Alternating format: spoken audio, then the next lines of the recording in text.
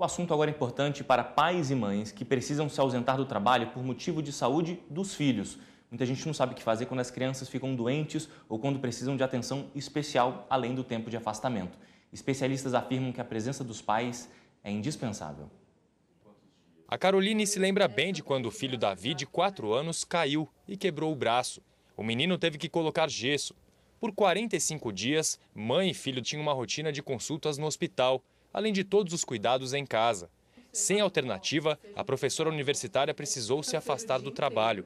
Não só estar internada, do dia que eu fiquei internada com ele, mas depois eu precisava ficar em casa acompanhando ele, porque era uma situação de dor muito grande, então eu precisei ficar alguns dias ausentes para acompanhar ele. Eu tenho sorte por ter gestores diretos que têm essa mesma percepção, que filho é prioridade, então eles me entendem. Já a dona Miriam, que tem um netinho com autismo, decidiu abrir mão do próprio emprego para ajudar nos cuidados diários.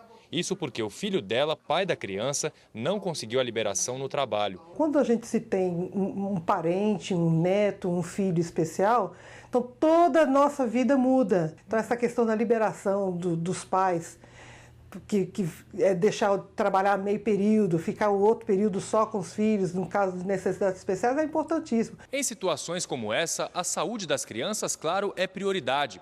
A consequência disso é o afastamento dos pais do serviço. Em casos mais simples, como em um acompanhamento de uma consulta, a CLT permite o afastamento de 1 dia por ano para quem tem filhos de até 6 anos. Mas se o período de afastamento tiver que ser maior, como no caso da Caroline, nada impede um acordo entre patrão e empregado. Esta psicopedagoga acompanha crianças com autismo e déficit de atenção.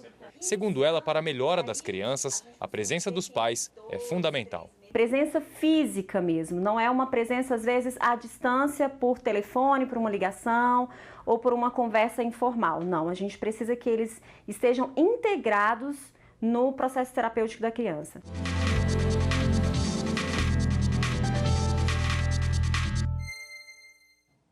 E vamos continuar no assunto e conversar agora com o advogado Fabrício Martins. Boa tarde. Boa tarde. Boa tarde. Boa tarde, querido. Bom, como vimos na reportagem, esse assunto de fato gera dúvidas das mais variadas, né? Sim. Quais os direitos dos pais, pai e mãe nesse caso? Olha, tanto o Estatuto da Criança e do Adolescente, a Constituição Federal, e também eu posso falar até mesmo do Estatuto da Pessoa com Deficiência, ele dá a garantia das crianças, ele traz a garantia das crianças terem o acompanhamento de seus pais.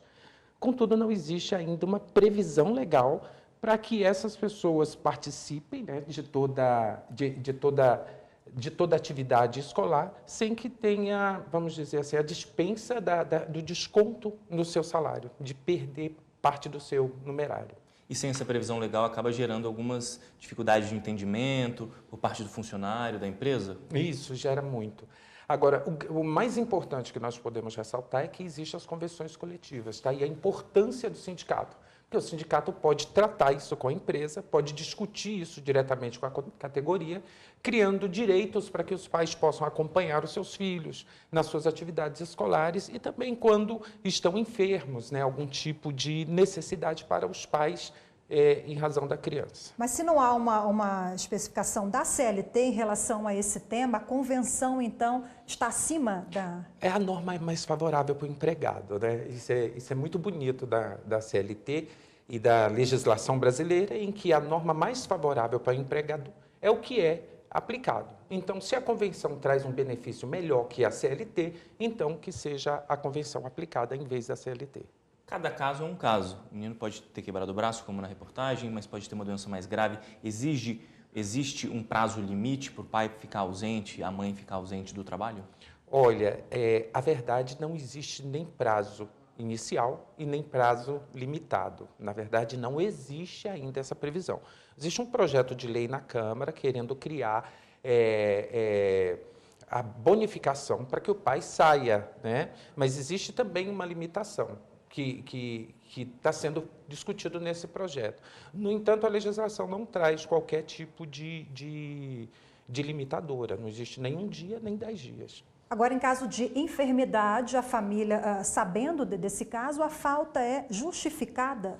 A verdade é que é o seguinte, quando a pessoa falta ao trabalho sem qualquer justificativa, ele está sujeito às punições da empresa, inclusive uma demissão por justa causa. Agora, nestes casos, obviamente, que nós conseguimos ver que existe uma justificativa para a sua ausência. Contudo, isso não retira o direito da empresa de descontar do salário. Aí vai do bom senso de cada empresa e também tem que ver se isso não está onerando demais o empregador. Ou seja, o senhor está explicando, caso uma empresa, o empregador decida por demitir aquela pessoa, não seria por justa causa, mas a pessoa pode ser demitida. Ela pode ser demitida por ausência ao trabalho, mesmo que seja justificado. Isso não existe nenhuma cláusula impeditiva para isso, a não ser que a convenção trate sobre isso. Se a convenção disser assim, não pode demitir porque tirou licença e etc., aí vai Mas isso também o empregador pode simplesmente demitir. Aí nós vamos para a Justiça do Trabalho discutir a questão, fica a cargo do magistrado. Agora, não há uma previsão, mas em relação a algumas enfermidades existe, o senhor falou em bom senso, mas na legislação existe, por exemplo, uma diferenciação do câncer, né, de um outro vírus ou de alguma bactéria, enfim, aquelas coisas mais graves. Olha, eu acredito que vai ainda do bom senso do empregador, porque se o filho está, por exemplo, com uma doença infecto-contagiosa, por exemplo, é recomendável que o pai fique em casa. Porque se o pai leva, talvez, esse vírus para a empresa, que ele seja um condutor disso, isso pode trazer um maior prejuízo para toda a empresa, ainda que o pai... Eu acho que é tudo uma questão de bom senso.